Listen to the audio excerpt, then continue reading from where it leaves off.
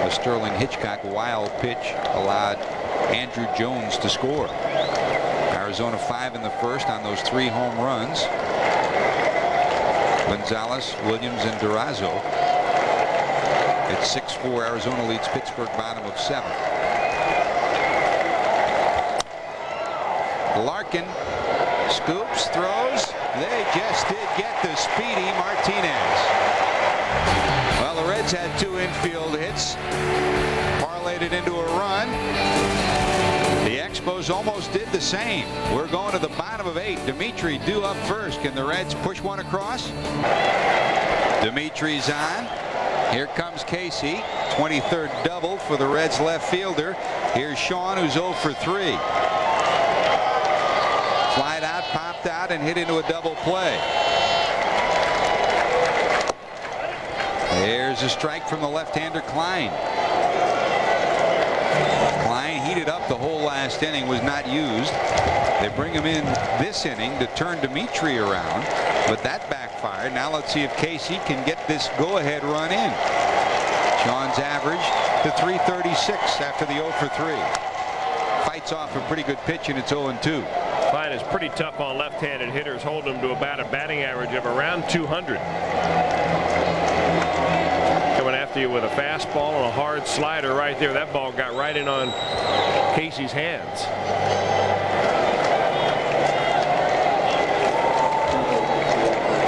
Miguel Batista back up and throwing, right-hander for the Expos in the bullpen. No balls, 2 strikes to Casey. 9 down and away, and it's 1-2. Dodgers 5, Philadelphia 4 in the 6th inning. Park against Shoemaker in that one.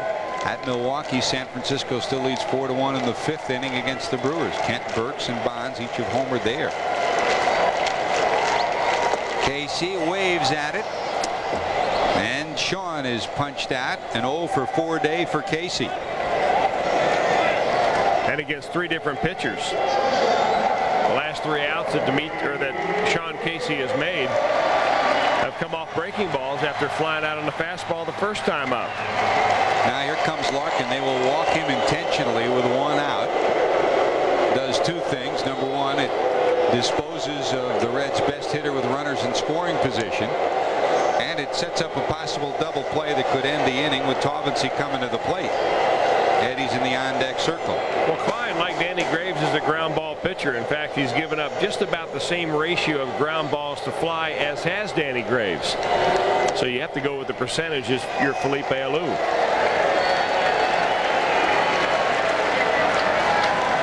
So with Taubensee due up, Greg Vaughn is making his way out of the Reds dugout. We'll see if Felipe will go with his right-hander in response. So Vaughn out, starting to loosen. They have announced Vaughn, and he'll go out and bring in the left-hander, probably double switch him in, because the pitcher's due up first in the next inning. So while the pitching change takes place, we'll take time out for these messages. And as a player, you got to learn that early, right, Chris? Yeah, sounds like something Dick Williams would have said too. Maybe he stole the line from Gene Mauch. Miguel Batista, the new pitcher for Felipe Alou and company. He's the 4th of the day. It was Dustin Hermanson, Anthony Telford, Steve Klein in this inning, and now Miguel Batista, the hard-throwing right-hander. He came in and pitched in Friday night's ball game. Pitched very well in his couple of innings. 25 games on the year. He was a starter, so that explains the number of innings he has pitched overall. Recently moved to the bullpen. He's a strikeout pitcher with some pretty good stuff. And he'll face a guy who's the object of all the binoculars around the ballpark right now. That's Greg Vaughn. Vaughn hitting for Taubensee. Had the day off today. Steps in with 29 home runs and 78 runs batted in. Reds don't need a home run here. They need a base hit to score Dimitri Young from second base. Breaking ball down and away for ball 1.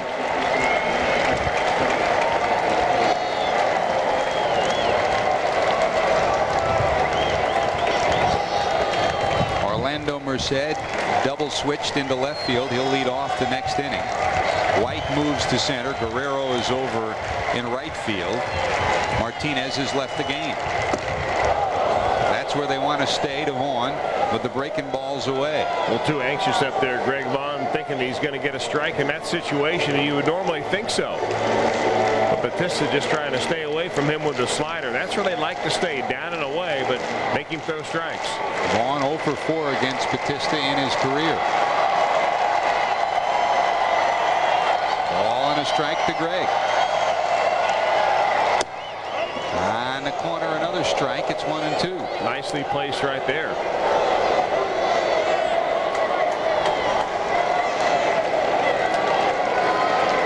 Left-handed batters have hit .318 against Batista. Right-handers only .232, but right-handers have homered 7 times against this right-hander.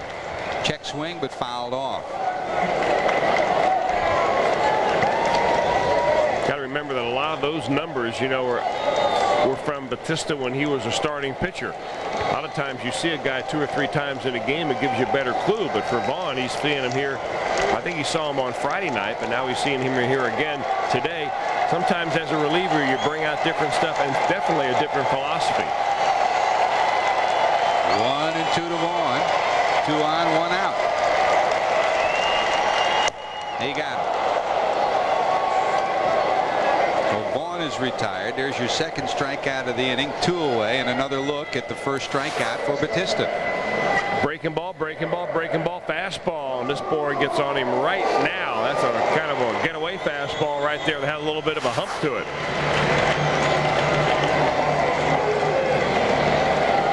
This looks like a similar approach that he would use to Aaron Boone. The way they've pitched him the whole series, breaking balls away and then trying to get him to go fish for fastballs up. Boy, the key pitch in that at bat that Greg Vaughn was that 1-0 slider that was way out of the strike zone that Vaughn went and chased. Popped up. Merced can't find it. Mordecai's got it. Well, a moment of trepidation for Felipe and a moment of dejection for Jack McKeon. The Reds strand a pair. Don't take the lead. We're still tied at 2 as we go to the 9th. White and Mike Mordecai, top of 9. Atlanta's won over San Diego, final 3-2. As Williamson gets set to deal to Merced. Orlando's bounced around the last couple of years after coming up and looking like he would be a fixture in right field for the Pirates. The career, because of that number on the left side, has taken a downturn. The average down, the home run production down. Although when he opened his year with the Expos, he debuted on April the 6th and had a pinch hit home run in his first game as an Expo. That was his 900th career hit. Off the bench, 5 for 22 as a pinch hitter on the year. Here he's behind 0-2.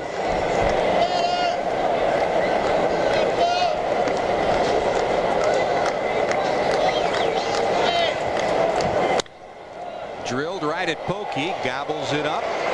Over to Casey, that'll do it. Pokey playing him perfect and took a very tough hop that exploded right in front of him. There's one away. Too good of a pitch by Scott Williamson on an 0-2 count, but there's Pokey right there. If he's playing either side of that ball, it's going to be a base hit because that was a rocket shot. But 1 up, 1 down. Reds baseball on Fox Sports Net Ohio, brought to you by the new Dodge. Stop by and see the winning lineup of cars, trucks, minivans, and SUVs at the friendly Dodge dealer near you. Rondell White pops it up. Brian Johnson into the game, peers up into the sky and gloves it. 2 away. Johnson's behind the plate in place of Taubency, who was pinch hit for by Greg Vaughn. The rest of the Reds lineup stays the same. Again, our scores: Mets 2 in the bottom of the 9th, win over St. Louis 8-7, the first of 2. Second game underway. Stevenson against Hershiser in game 2. Braves beat San Diego 3-2. That's a final now. Colorado's gotten a run to lead Chicago 1-0. Top of 6 at Wrigley Field. Houston and Florida just about ready to get underway. Our scores today, as always, provided by Gil Voigt. Up in the back of the box with the wire next to him. Line drive center. Here comes Cameron. He holds on. Great break for Cameron. He makes this play on his first step. Line drive from Mordecai. He looks at Cameron and says, "What galaxy do you come from?" Here's another shot of the gem by the cannon. The Reds will try to wrap it up in the bottom of 9. One deep with Chris Myers at 9 o'clock. Arizona Cardinals quarterback Jake the Snake Plummer will sit down with Chris. Talk about the great year that Arizona had and the new emotion that's surrounding the desert area thanks to his quarterbacking. Going deep Sunday at 9 on Fox Sports Net. Jake the Snake Plummer and Chris Myers should be a great addition, so tune it in. By the way, don't forget, right after today's Reds game, we'll give you a second look at the Bengals game from Friday night. And Chris, we want to send our best to Kelvin Moore and hope that he recovers from a very tough injury he suffered on Friday night, possibly career-threatening. Still too early to tell. Kelvin, bounce back, and we hope you're back and healthy soon. Here's Pokey Reese, the number 8 hitter, 0 for 3. Bounced out, popped out, struck out. 9-game hitting streak on the line. Reds just need a base runner here, trying to get somebody around. Batista's second inning of work, down to 3rd but foul. American League, Baltimore in the 7th leads the White Sox 7-1. Kansas City, Tampa Bay 1-1 in the 7th. New York leads Minnesota 3-1 in the 6th inning. Georgie Posadas hit his 11th home run, also tripled in a run. In that Baltimore lead over Chicago, Mike Mussina hit by a line drive. He had to leave the game. Everything else in the American League still to come. Up high to Pokey. Great job as always by Gil Voigt feeding us the scores today, and only rightly so. We feed him every day, so he's got to feed us the scores. He clears out the lunchroom here at Synergy. Right back to Batista, bobbles it. So does Mordecai, and Pokey's on. Oh, like the greased pig. Got by 2 fielders, and Pokey's on. Boy, and watching other ball teams play defense, you really realize how spoiled you are watching Larkin and Reese up the middle. This is not an easy play because the way the ball hops up there, and it's almost shielded by the pitcher, so it's hard sometimes for the shortstop to feel the rhythm of a ground ball. It sounds funny, but that's what you can do at shortstop. But we've seen the Expos make a lot of plays this afternoon that should have been made, that have gone for base hits, that were not made, and that's one reason why the Reds are in this ball game. And Williamson due up, so Steins will pinch hit for him. So Jack McKeon goes to the bench. Chris Steins, last time he pinch hit in a big situation, a 3-run home run that gave the Reds a 12th inning victory. Here's Steins to come off the bench. In this situation, Jack McKeon's choices are many. You can have him sacrifice. Steins is one of the Reds' best bunters. You can hit and run with him. You could have Pokey try to steal and then have Steins try to get him over the 3rd. So we'll see what McKeon opts to do. The options are many. Steins pretty good handler of the bat.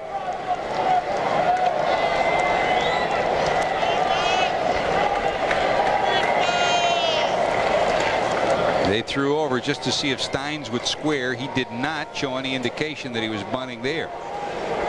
Reese was not far from the bag at all. They just tried to read and see if Steins would square on first move. Scott Sullivan up and throwing in the Reds bullpen. Shows bunt, takes a ball. Long look at Ron Oster. Oster waits to get Pokey Reese's attention. Now he rolls through the signs.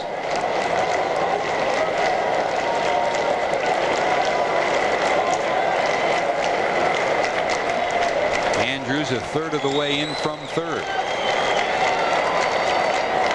Squaring again, and it's outside for a ball. Good eye by Steins. Real good eye. That merely makes a difference in the at-bat, not necessarily from a defensive standpoint, but offensively now. You've got to figure the pitcher's going to throw a strike. You can put a lot of different things on here for Chris Steins.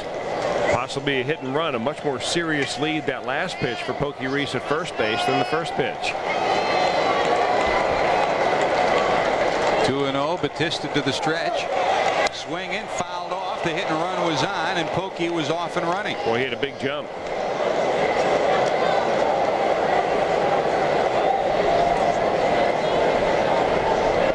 So now it's 2-1. Pretty good pitch for Steins to get a rip at. Kind of kicks at the dirt as he let one get away. Now what do? Do you run him again? 2-1 the count. Reds ahead in the count. Reese 1 foot on the turf at first. He's going. Steins, good bunt. Batista grabs it, can't get the handle, and he's set.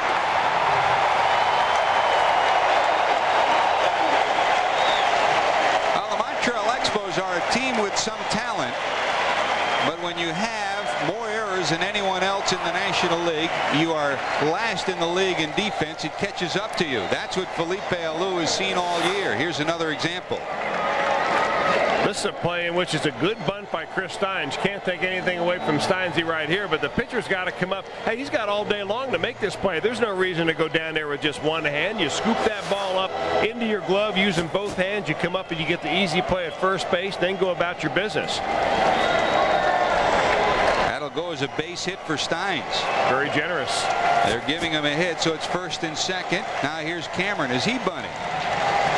With first and second and no one out, the one thing you don't want is a double play.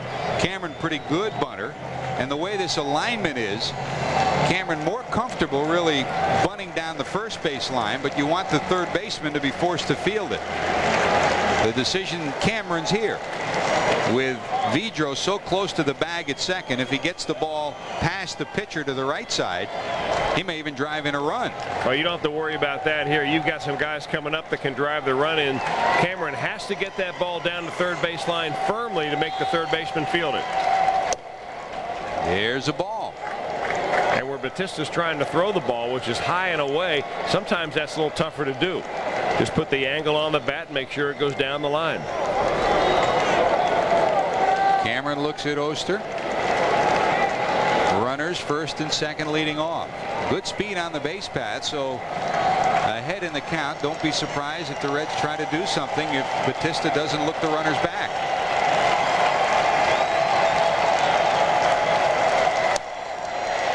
Bunt foul.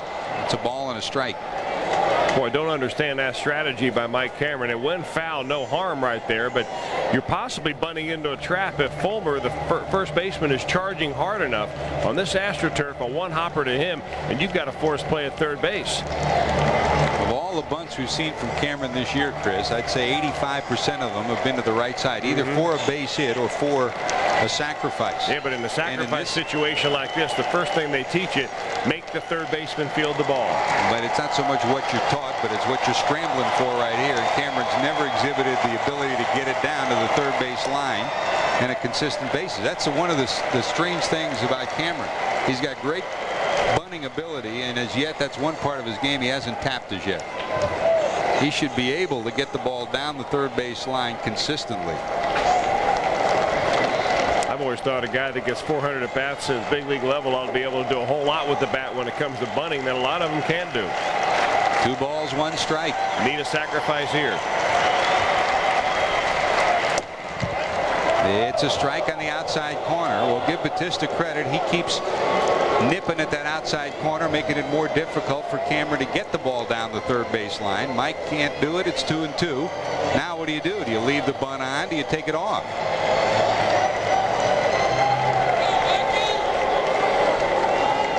Tucker's on deck. No one throwing in the bullpen for the Expos. Remember, they've already used the lone left-hander they have, Klein. Everyone else left out there is right-handed. And after Cameron comes Tucker, Dimitri Young, and Casey. Swing and a miss, and he punches him out.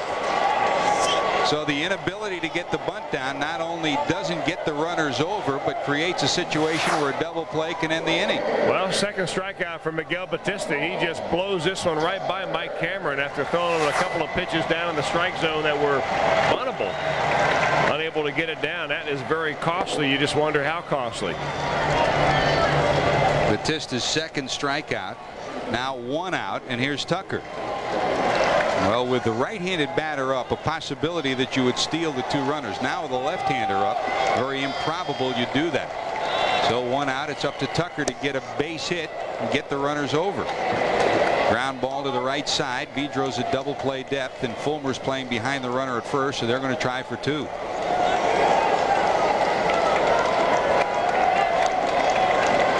Infield hit and a sacrifice hit on a bunt attempt by Steins to put 2 on for the Reds, and they're trying to squeeze one home here. 2-0 to Tucker. Pokey represents what is the winning run here in the bottom of the 9th inning.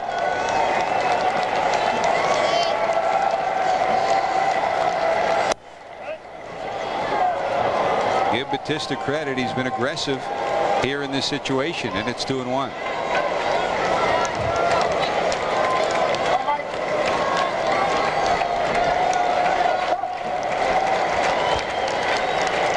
To Tucker. Trying to get him inside, and it's 3-1. So now Tucker's in the driver's seat. 3-1 with 2 on and 1 out. Today in Florida, we understand now that the rain continues to come down, and they postponed that game between the Astros and the Marlins. Tucker rips it right field back. It is caught by Guerrero. Reese tagging at second. Will head to third. If you're able to get a bunt down. With runners at second and third, that would have ended it. As it is, with first and second, and only got the runner to third. Now there's 2 out. Watch Tucker unleash on this one. Well, Michael Tucker almost hits this ball too good. Home run balls are just barely missed. This one was right on the screws, and it's kind of a humpback, and that's why it came down in time for the right fielder to get it. Tucker thinks he's got it and then realizes, oh, I got too much of that ball. Pokey Reese feels the same way. He goes, I better get back here and tag up. So now first and third with 2 out. Even with Guerrero's arm, he easily got to third. Now they're not playing Stein, so he'll go off and running, and it's a ball inside. No, it's a strike. They said he went around. So Dimitri goes around. Tucker's bid for the ball game falls into the glove of Guerrero and right. Steins steals second, no stolen base because there was no effort to hold him on, so it's second and third. Only thing that does is guard against the force out at second. Here's Dimitri, the 1-strike pitch to him. Bounce towards the middle of the infield. Mordecai up and throwing. They got him. Well, Mike Mordecai came up with the play when they needed it. So 2 on, no one out. The inability of the Reds to get the bunt down cost them a win here in the 9th. We're going extras in Cincinnati. Scott Sullivan is, but roughed up somewhat lately. Pitched Friday's ball game, did not record an out, and gave up a hit and a couple of runs. Sullivan will face Vidro, Guerrero, and Barrett. 3, 4, and 5 due up for the Expos. Dennis Reyes starting to loosen in the bullpen. Extra inning games, Reds 7-3, and the Expos 3-7 turn that around as we go extras. And what becomes a factor as we go extras at this time of the year are those shadows that will creep from behind home plate. As this inning progresses, they will start to envelop home plate, make it even more difficult for batters to see the baseball. A number to second. Pokey has it. There's 1 away. Scott Sullivan gets the first out of the 10th inning. And here's Guerrero. Vladimir continues to be the toast of the town north of the border. Doubled his first time up, knocked in the first run. That gave him hits in 27 consecutive games. That's a Montreal team record. Since then, he was robbed of a hit on a great play by Larkin at short, flied to right and popped to second. Vladimir 1 for 4.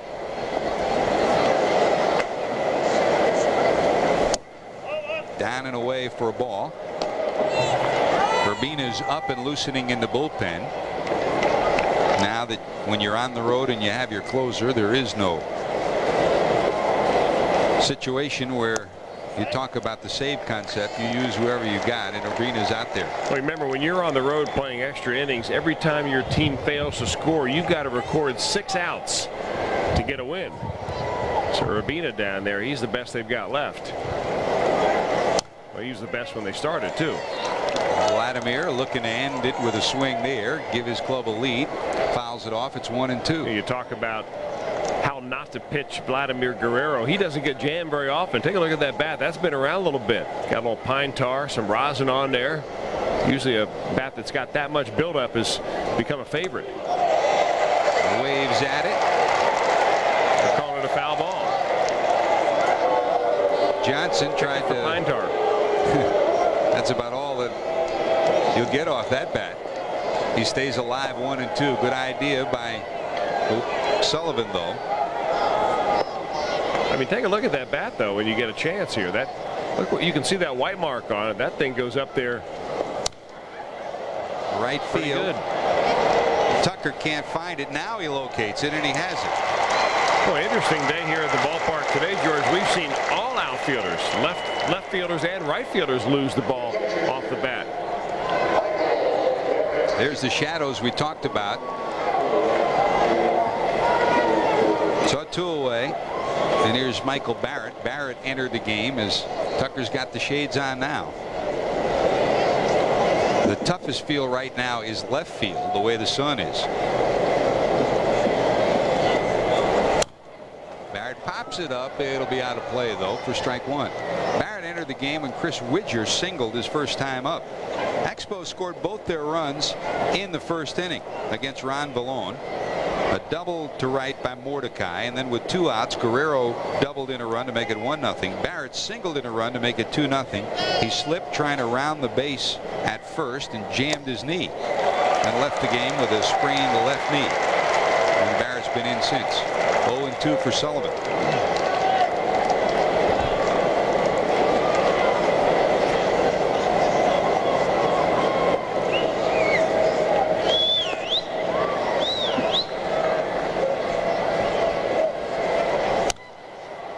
Off the end of the bat, Dimitri started back, now comes in. Can he get there?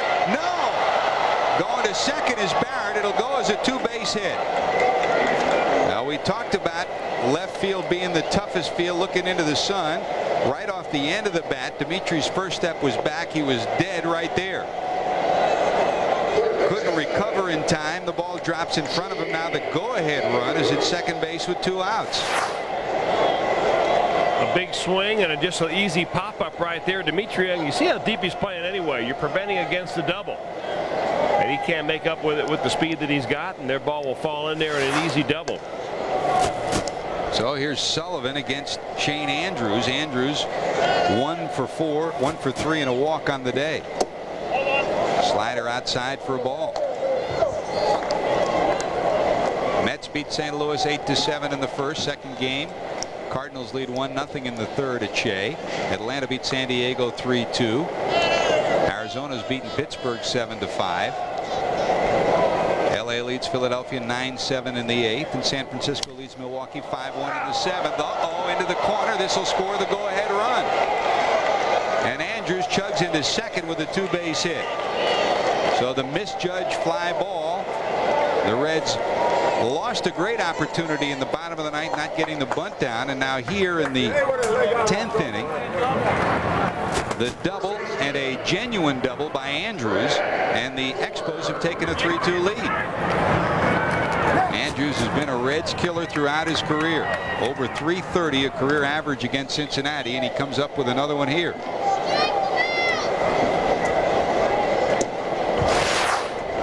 Looks like a breaking ball that was up in the strike zone. Up, that is, around thigh high, ripped down the left field line, and an easy RBI. And a painful one to watch. It looked like the Reds could have been out of the inning. So here's Fulmer. They'll walk him intentionally. He's 2 for 4 and has hit the ball hard all 4 times. 2 hits have stretched his hitting streak to 16 straight. Well, missed opportunities. Cincinnati has stranded 11 in this ball game through their 9 innings of work.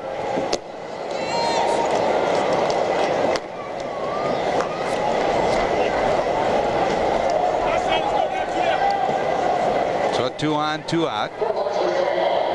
And Wilton Guerrero will come out of the dugout to pinch hit. So he'll hit for Batista, and now Urbina will get the chance to come on with a chance to close this out.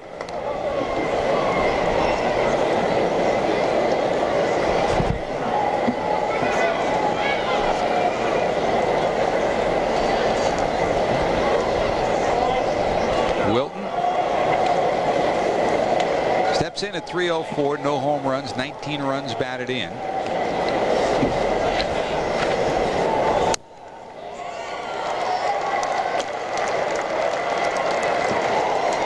Two easy outs for Sullivan, and what looked like the third out. Barrett's pop fly to left, dropped in front of Dimitri, and then the line drive double by Andrews, and it's 3-2 Montreal.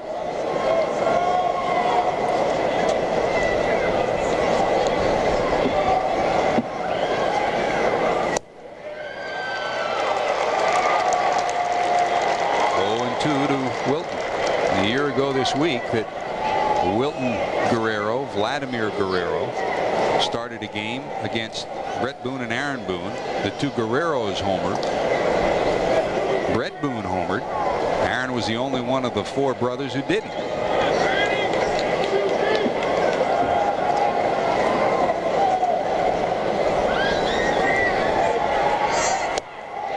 Got him, but the damage done. Back-to-back doubles. The Expos have a 3-2 lead. It's up to Casey and Larkin to try to get things rolling as we head to the bottom of 10. You'll always remember your first pet. But you remember the first bank that let you bank how you want, when you want? It was First Star, the bank without boundaries. Bank without boundaries. First Star. You'll always remember your first paycheck.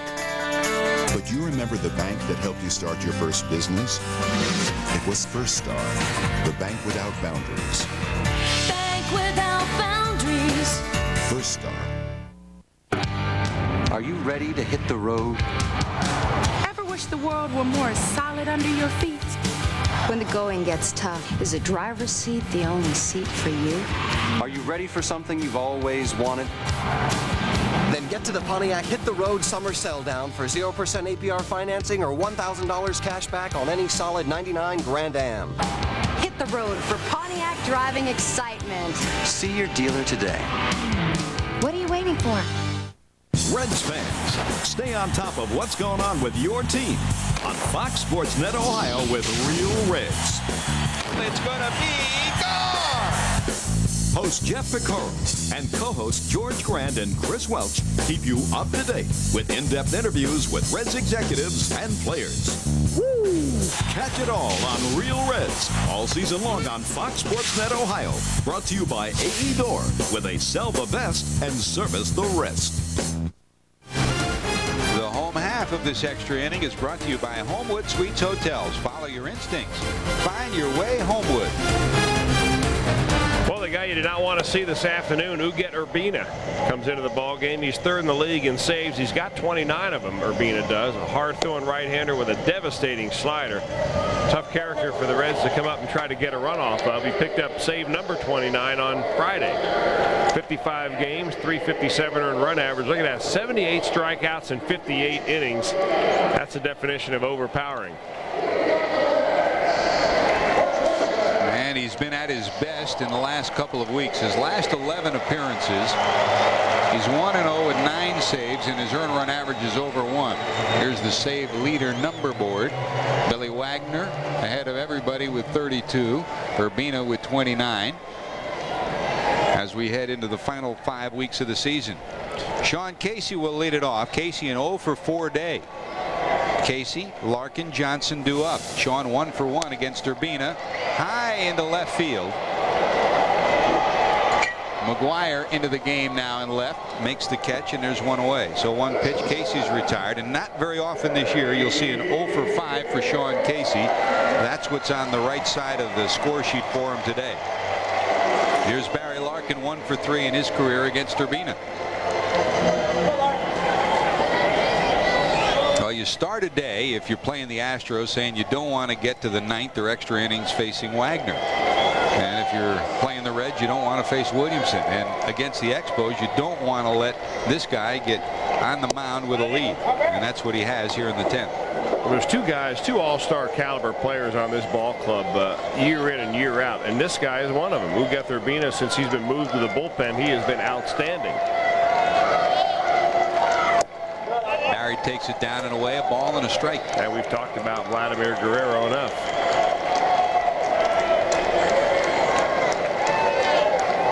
And they both damaged the Reds, or at least Guerrero did in the first inning, and Urbina has a chance here in the 9th. 1 out, no one on, 1-1 to Barry. Larkin doubled his 23rd of the year in the 2nd.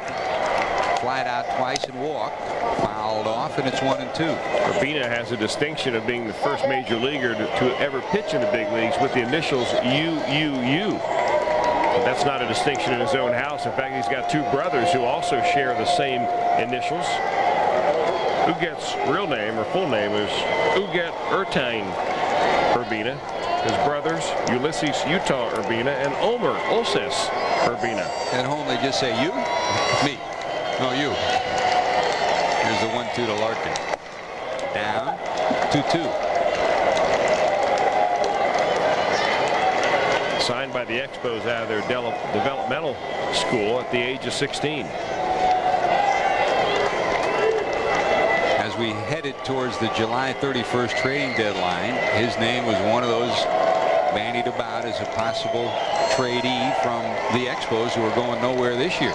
But the price tag was high for Jim Beattie, and he never was traded. 2 balls, 2 strikes to Larkin. Towards the hole.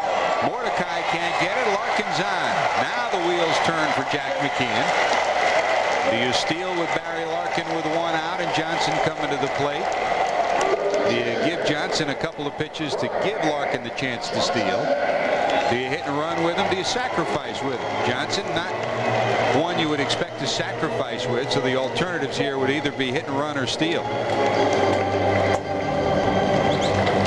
Reds trying to avoid extinction here in the 10th inning. Well, stolen base against Urbina, if you're looking at the stats on it, pretty good shot. 15 out of 16 successful against Uget. So Barry Larkin can get a lead. He's got a pretty good chance. He has stolen 21, been caught 6 times this year. And Larkin's going. The pitch low, the throw is low, and Barry's in there. Number 22 for the captain. Well, we talk about it so often, Chris, when you play a team like the Reds or, for instance, the Astros. It's not how many bases you steal, but if it's Craig Biggio, do you steal it in the 9th or 10th? If it's Barry Larkin, do you steal it in the 9th or 10th? And that's exactly what the captain does here. Well, he does it certainly with a big lead and a big jump. Aaron Boone did it in the 7th inning, came around to score that tie-up run. And when you do it, your George is absolutely right. Number 22, a very important one here for the Reds. Now with 1 out, you wonder if Urbina doesn't hold the runner close at second base, whether Larkin might take a chance for 3. Larkin, one of the best in the business for pilfering third. Against a left-hander, you'd almost expect him to do it right off the top. Against Urbina, if he looks him back, less likely. Here's Johnson now. 1 ball for Bryant. He's in at 260, 4 home runs, 16 runs batted in. That's a breaking ball in there for a strike. Well, thinking Johnson's looking dead red. They give him the wrinkle, and Urbina evens the count 1-1. Jack McKeon said the other day when Chris Steins hit that 3-run home run, he says, yep, now all we need is Brian Johnson to come up and deliver a big game-winning hit. Well, you never know. 1 ball, 1 strike to Johnson. Popped in the air to right. Larkin's going back to tag. Not against Guerrero. It's in short right, so Vladimir snares it. And there's 2 away.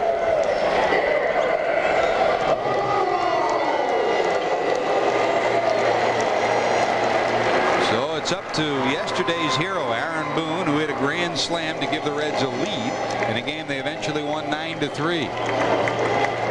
Boone against Urbina, 1 for 2 in his career.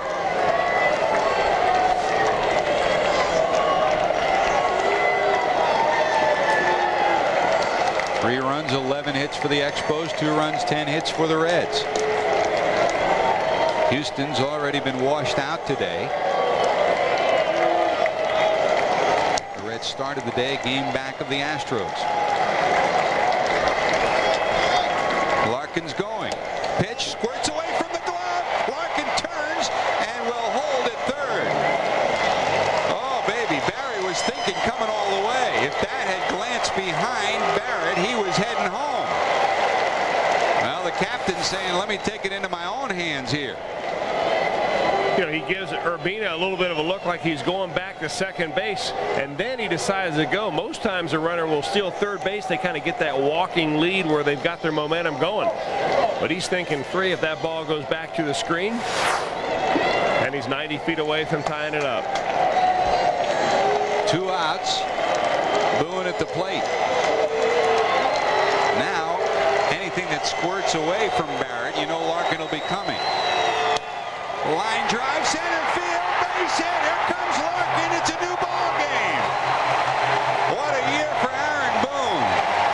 Demoted early in the year, sent to Indianapolis. He's roared back. He's gotten the average up to 300. His first ever grand slam won yesterday's ball game. This keeps the Reds alive in the 10th. Another look. Boy, does he do a nice job of keeping a level swing on this ball. Right up the middle. All you need is a base hit, but with 2 outs and a runner on third base, it's a tying run. That is a huge base hit. And that rewards all the people that decided to stay around and watch this squeaker. Yeah, here's Pokey with Boone on first. Aaron already today has stolen his 12, so Urbina wants to keep a close eye. You almost expect Boone to be off and running here to give Reese a chance to win it. Well, the captain did it. 2 stolen bases, and then he scores on the squib hit through the infield. They'll dance him back again.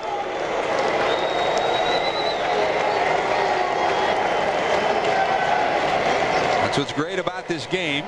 You say you don't want to face the big closer, but then when you have a year like the Braves, the Mets, the Astros, and the Reds are having, you find a way to beat that closer late in ball games. And the Reds are trying to do it here against Urbina.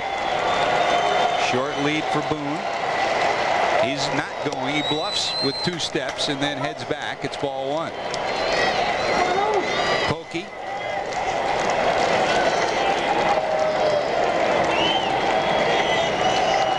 Bounced out, popped out, struck out, and then his last time up he had an infield hit that stretched his hitting streak to 10 straight. And they'll chase Boone back again.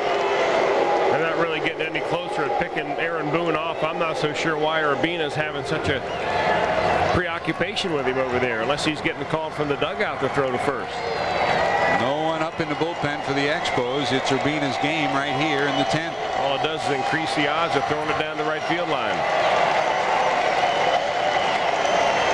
Boone not going. Pitch out, and Barrett was looking for a pitch out. Urbina threw it over the plate. Hunter Wendelstein almost got it in the grill. Take a look at this one. The catcher goes out. The pitch goes in. Look out. Hello.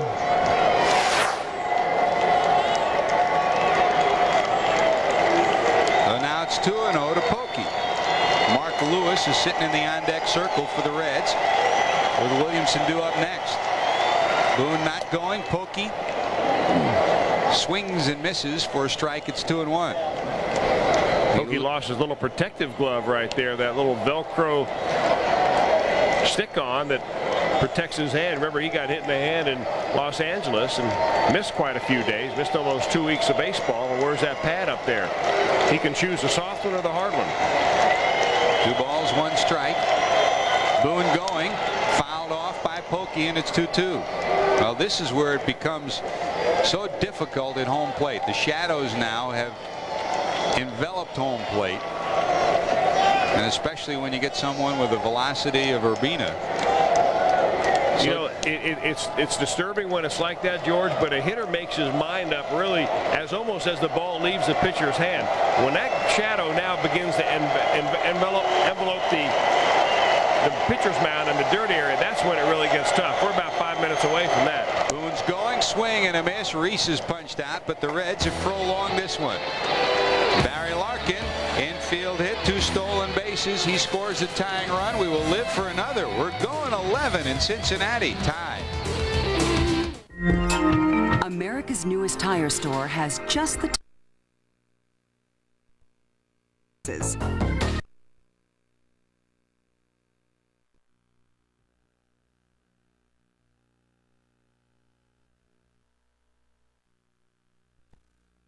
location.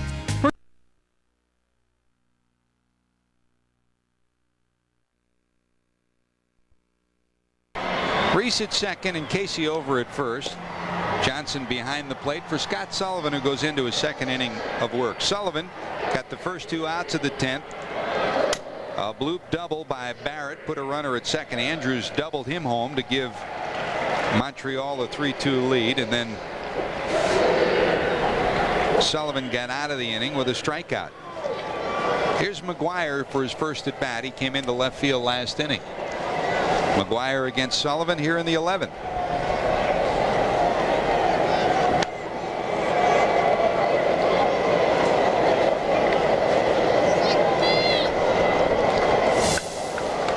Reds will have the 9th spot in the order due up when we head to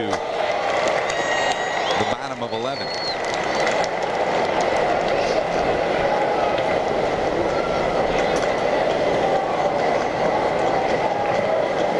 McGuire in at 220. Ran 124 at bats, 2 home runs.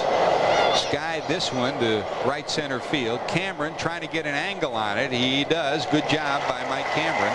Talk about the sun. You peer up heading towards first base. You're looking right into the sun. You saw Cameron get the angle on that. Glove it, and there's one away.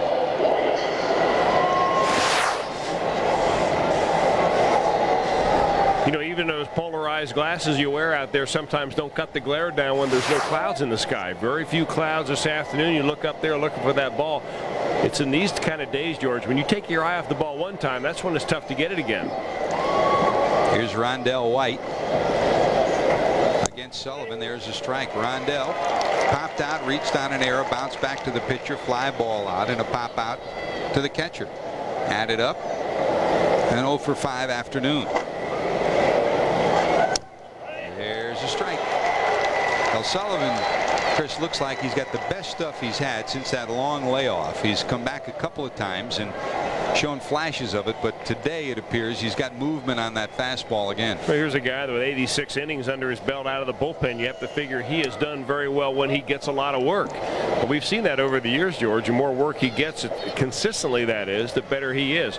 He's not overpowering by any means, so sometimes when you get a guy like Sullivan whose fastball is better in the mid 80s than it is when if he can throw a little bit harder, like in the high 80s or maybe even around 90. Did he go? Yes, he did. And Rondell's punched out. Oh, this is a little bit of Sullivan movement and a little bit of the shadows. Sometimes you got to figure that if you're a little bit overpowering, you can't spot that ball the way you want to. We've seen a few of those go to the deck, but not that one. And the check swing by Rondell not in time, and that's strike 3. So 0 for 6 for White, and here's Mordecai. Mike started the rally for the Expos in the first. They scored 2 in the first. Mordecai doubled. Guerrero doubled them home. Widger singled in Guerrero. It was 2-0 Montreal. Rest of the day for Mordecai. Got another hit, so he's 2 for 5 coming to the plate here in the 11th.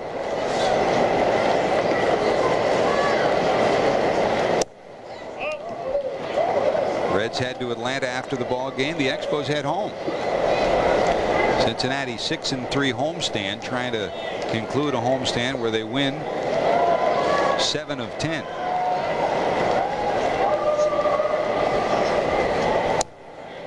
Big showdown week. The Reds head to Atlanta to play the Braves. The pitching rotation tomorrow, we're on the air at 7:30. Brett Tomko against Kevin Millwood. Tuesday we're on at 7:30. Pete Harnisch against John Smoltz. Wednesday a day game, 1 o'clock. Denny Nagel against Tom Glavine. Meanwhile, the Astros head to New York to play the Mets. So the 4 contenders for 2 key spots of division championships in a wild card berth battle each other in the start of this coming week. And as you look ahead at the final month, the Reds have 2 left against the Astros the last week of the season in Houston. And the Mets and the Braves go at each other twice in the final 10 days, home and away. Luke towards right. Casey, does he have room? To the stands. It's 2 rows in.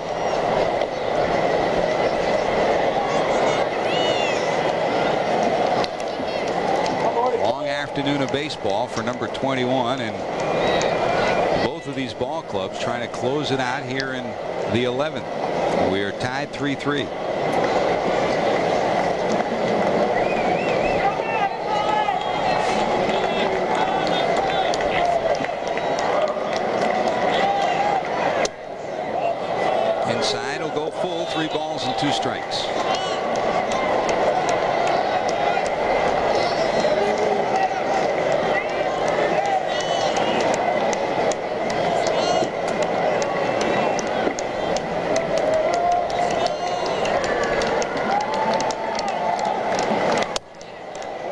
There's ball 4. Mordecai will walk. So a 2-out walk, and there's a runner on, and here you get to the trouble part of the lineup. Vidro, then Guerrero. Vidro tonight an 0 for 5.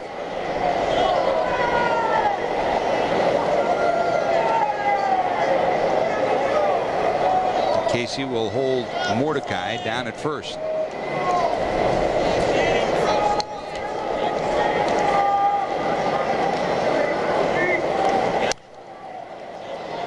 Slap foul down the left field line for strike 1. Second game of that doubleheader. Cardinals now lead the Mets 3-1. Craig Paquette, 2-run home run, scored Thomas Howard, bottom of the 4th inning. Cardinals 3, Mets 1. Boy, what a month Paquette has had. 3 game-winning hits in the last 10 days, and he's put his club ahead here 3-1. You missed it earlier. McGuire 2 home runs. He now has 50. There goes Mordecai. Here comes the throw. They got him. Well, let's see if that'll turn the tide. Mordecai trying to pick the pocket of the Reds. Instead, gets nailed at second. Here we go to the bottom of 11. 9-1 and 2 due up for the Reds. Quality time with family and friends is very important.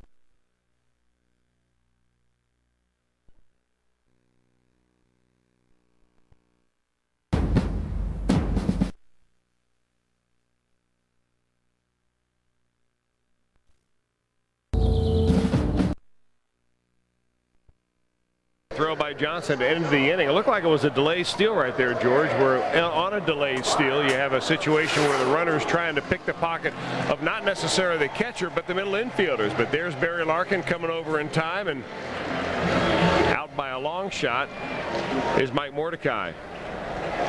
Well, here's Urbina's second inning of work. Reds got a run off him on an infield hit, a single to center, and 2 stolen bases from Larkin. Here's Mark Lewis to pinch hit as we go to the bottom of 11. You know, defensive Mordecai on that, George. It's a kind of aggressive play you need to play when you're a team like the Expos, especially when you're on the road in extra innings. You've got to make something happen. Lewis fouls it off, a ball and a strike. He's batting for Sullivan as Dennis Reyes starts to loosen in the bullpen for the Reds. Jack McKeon and the Reds hope they won't need him. They love to end it here in the 11th. Lewis, Cameron, then Tucker. Sean Casey would be 4th in the inning.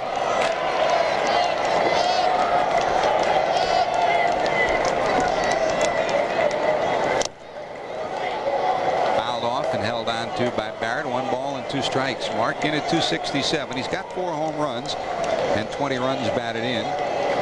Against Urbina, he's 0 for 3 in his career.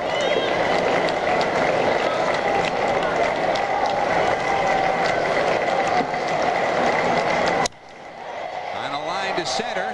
White has a beat on it. Got it. Hit pretty good by Lewis, but Rondell tracks it down. There's one away. Back to the top of the order, Mike Cameron. For Mark Lewis, one of the better fastball hitters on this ball club. He comes off the bench usually to face somebody who can get it up there in a hurry. And rarely do you see him late on it. He thought he had maybe one in the gap right there.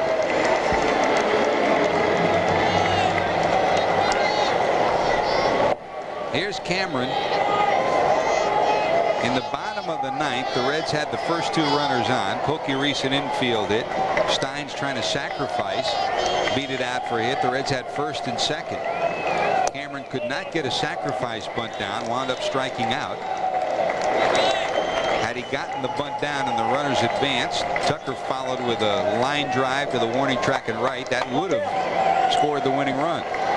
Woulda, coulda, shoulda, not happening, and Cameron gets a chance to redeem himself here in the 11th. 1 ball and 1 strike.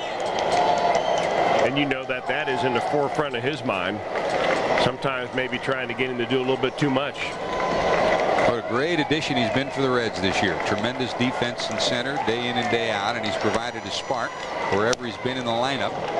Swings and misses here, and it's 1 and 2. Maybe it wasn't this at bat that he tried to lay a bunt down to the right side and get it over to the second baseman. Boy, Vidro's playing out there at second, very, very deep. But now with 2 strikes. 1 and 2. Cameron has a double back in the 3rd. 1 for 5 on the day. That's inside. 2-2.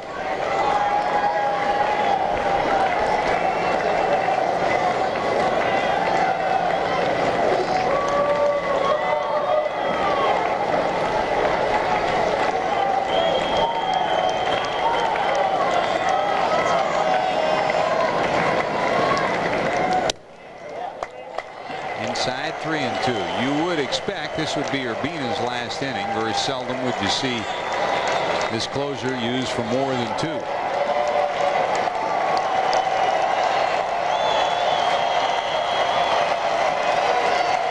Expos head home Monday, a 7 o'clock game against the Cardinals, so there's no day off tomorrow for Montreal. 3 balls, 2 strikes. Cameron trying to find a way to get on. That's ball 4, and the Reds have the winning run on. So now the running game takes effect again. We started this day by talking about one of the biggest discrepancies in these two teams. The Reds 120 stolen bases, the Expos 56. Barry Larkin's 2 stolen bases enable the Reds to get into position to tie it in the 10th. Now we'll see what Cameron does. He's already sitting on a career high 31 stolen bases. Here's Tucker to the plate. Michael knocked in the Reds' first run with a single to center in the 3rd.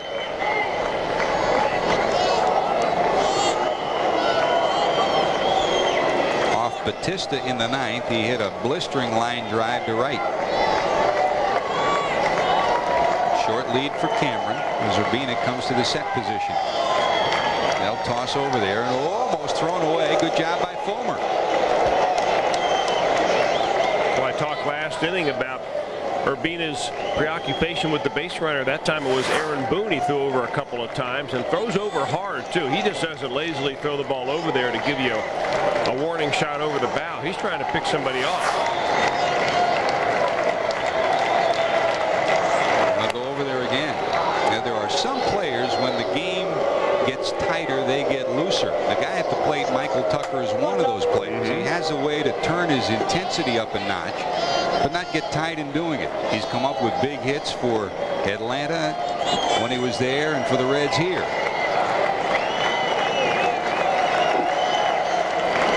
Cameron inches off the bag. Bluffs going, pitches outside. I'll tell you another thing about Michael Tucker. He might be the best dresser in this league. Did you see the suit he wore in today to go back to his old hometown, Atlanta? He does style. He always does. Yeah, not just today, every day. He's heading back to the scene of the crime. He's right up there, Ozzie Smith type of stuff.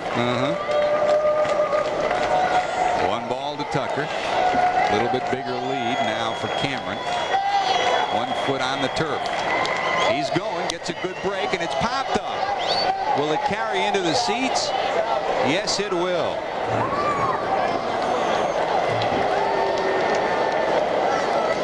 Ball and a strike.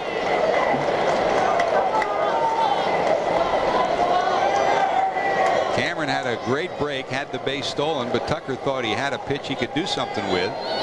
Just got under it a bit, and it's a ball and a strike. In this stage, you know that Cameron's on his own. He's got the green light all the time from Jack McKeon.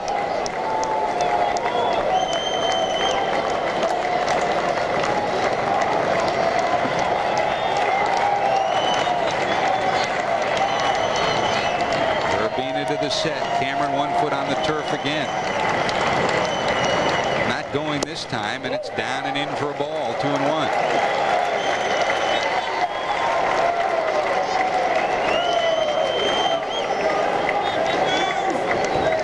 Jack McKeon trying to keep his team in the chase. Astros already rained out. A win by the Reds could move them a half game back. A loss means they'd be a game and a half back.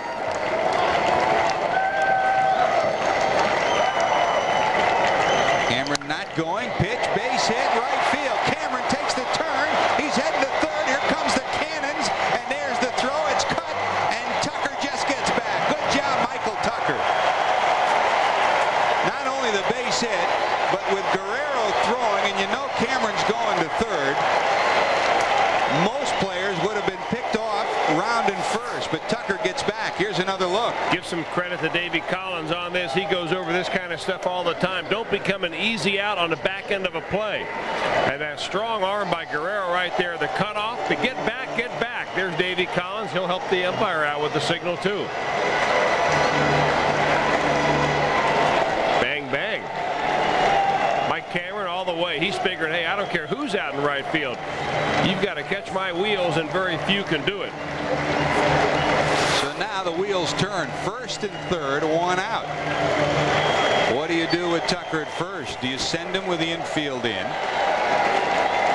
Felipe moves that whole infield in. Now he moves the outfield in too with one out. As Hammonds comes to the plate, this is Jeffrey's first at bat today. Down and away for a ball. 4 wild pitches already this year for Urbina. Cameron, great speed at third, great speed by Tucker at first. First baseman Fulmer with the infield in, not holding Tucker on at first.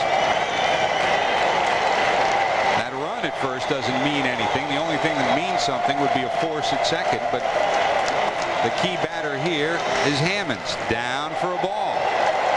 And on deck for the Reds is Sean Casey. While this is Hammond's first at bat, Casey has had an uncharacteristic 0 for 5 today. Don't you think he'd like to have a hand in wiping this one off the slate?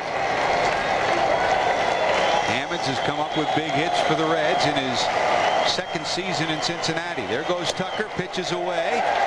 So Tucker will go to second. He will not be credited with a stolen base, as they made no effort to either hold him or throw to second. So I don't agree with the call, but I do agree with Tucker taking second. What if there's a one-hopper to the second baseman with Tucker standing on first? That's a double play that ends the inning. Exactly. So he's got to take that base on the first chance he gets. I'm glad he got there. 3-0 to Hammonds. You know he's got the green light. Outside ball 4, bases loaded. Well, the good news is the bases are loaded. The bad news is that this does set up a force at any base and a chance for a double play that could end the inning. Here comes Sean Casey. No one in the bullpen for Felipe. Casey 0 for 5. Frustrated at the plate, and Jack McCann, even with the 0 for 5, knows that he'd like no one but this guy to come to the plate here in the 11th inning.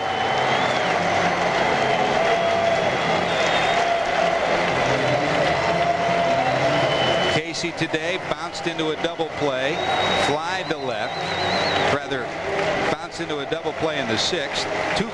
One fly ball to left in the 1st, another one in the 10th, a strikeout and a bouncer to first. Urbina against Casey. Infield still in, so if they're going for 2, it'll be to the plate first. The other part of this equation, they like to come in, down and into Casey. You throw one in the dirt, and Cameron will be heading home pronto. Larry Larkin's on deck for the Reds, but here's the game with Casey at the plate. Cameron represents the winning run, 3-3, bottom of 11. Listen to the chant of the fans here. KC, KC. All Sean needs to do is get it into the outfield. Urbina, when he goes upstairs, tries to get the strikeout. When he goes downstairs with the slider, the same deal. But they're in a situation now where they could possibly turn a double play if he hits it right at somebody. Listen to the chant, listen to the clapping, and watch Cameron lead off third as Urbina's ready to deal to Casey. The crowd will tell the story.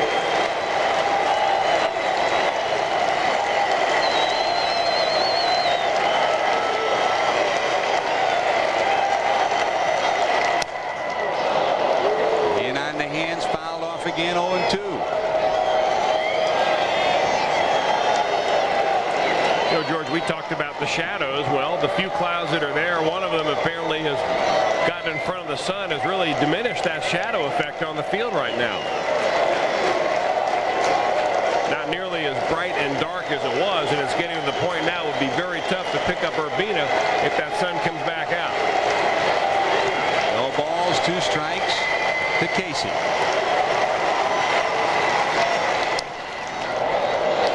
He fouled off a nasty pitch from Urbina, and it stays at 0-2.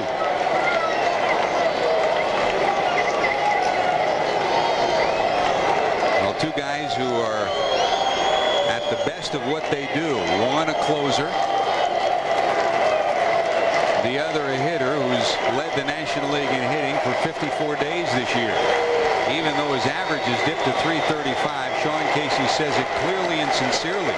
As long as we keep winning and I have a hand in it, I don't care what my average is. 0-2 to Casey. Spoiled another one. I'll give Urbina credit. He keeps pumping strikes at number 21, and this is a duel that you sit around for 3 hours to wait for.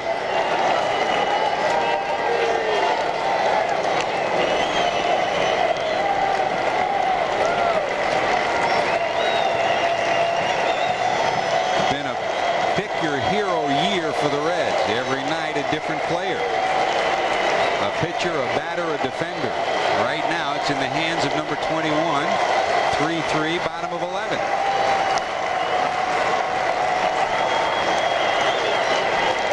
He holds on it. Nasty forkball right there. Boy, that's a catcher's nightmare. When you know that it's coming, you've tried to get your fastball by the hitter. Casey's been up to every one of them, including that recent fastball that was at 96. Then he comes to that forker. Look out. That thing takes a bad bounce and it's all over. Good job by Michael Barrett. Great job by Barrett. 3 guys doing what they had to do. Urbina threw it in the dirt. Barrett had to block it, and Casey held. Remember, Barrett's a converted infielder. He only started catching a few years ago. 1 ball, 2 strikes to Casey. They go back there again. Bases loaded. Bottom of 11. High in the air. That'll do it. That'll do it. McGuire under it. He's got it. Here comes Cameron. Forget it. Sacrifice fly. Casey, the Reds win. The Reds win. Forget the 0 for 5. Casey fights off 4 nasty pitches. Comes up with a sacrifice fly. And that's an exhausted celebration at first. The Reds win 4-3. That tells you the story of this Reds team of '99. It doesn't take a hit all the time. It doesn't take a big play. It takes the little things. And finally, they do the little things in the bottom of 11. Casey's sacrifice fly gives the Reds a 4-3 win. What a way to end a 7-3 homestand, Chris. Well, you play them around just long enough in order to win that series. The 9th consecutive series the Reds have won in a row. That's the most in the major leagues this year. Boy, this is a ball club that can build on some momentum. Our Advance Auto Parts play of the game. He fought off 4 tough pitches. Gets this one to left. That's all he needed. The sacrifice fly gives the Reds the win. Our Advance Auto Parts play of the game. So the Reds win it 4-3. Our first star of the game is Mike Cameron. He started it all with a base hit and eventually scores it to end it. So the Reds win it 4-3. For Chris Welch, our entire crew, this is George Grant. Good day, everybody. See you at the ballpark.